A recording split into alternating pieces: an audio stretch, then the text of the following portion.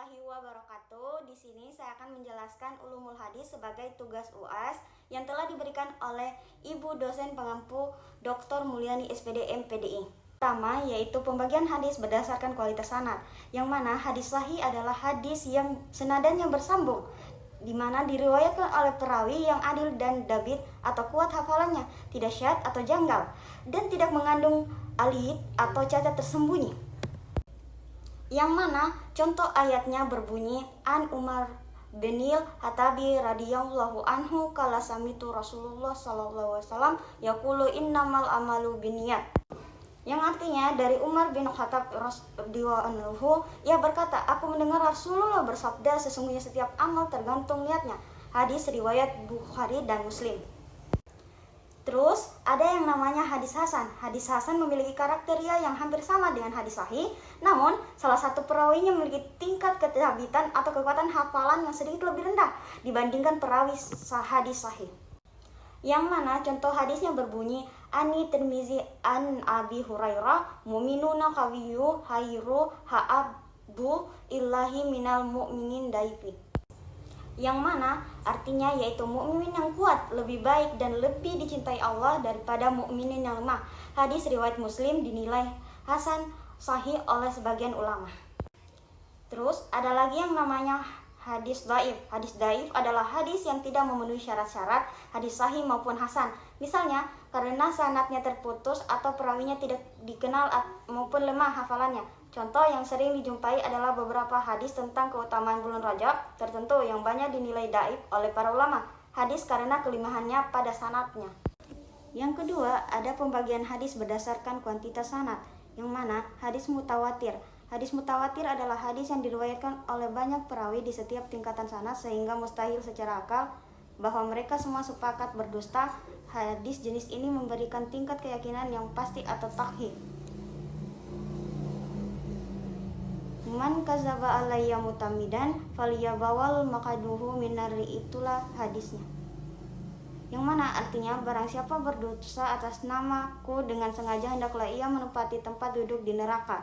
Diriwayatkan oleh lebih dari 70 sahabat mutawatir lafzi.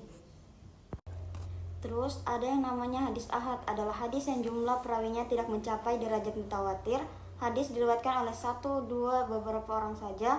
Hadis ahad ini kemudian terbagi lagi menjadi masyhur, aziz, dan gharib, yang mana berbunyi innamal a'malu binniyat, yang artinya hadis niat di atas yang maksud hadis ahad jenis gharib pada tingkatan sahabat karena hanya diriwayatkan oleh Umar bin Khattab radhiyallahu anhu, meskipun kemudian menyebar luas masyhur pada generasi berikutnya.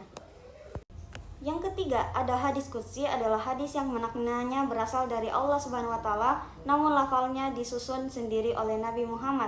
Hal ini berbeda dengan Al-Qur'an yang baik lafaz maupun maknanya berasal langsung dari Allah. Hadis qudsi biasanya diawali dengan redaksi Allah berfirman yang disampaikan oleh lisan Nabi, yang mana berbunyi an Abi Hurairah ra'an Nabi sallallahu alaihi wasallam fima yaswihi an rabbihi azza wa jalla qalla ya badi inni haramatu zulma ala nafsi wajaltuhu bainakum muharraman fala tadzalamu, yang berbunyi dari Abu Hurairah radhiyallahu anhu dari Nabi tentang apa yang beliau riwayatkan dari Rabbnya.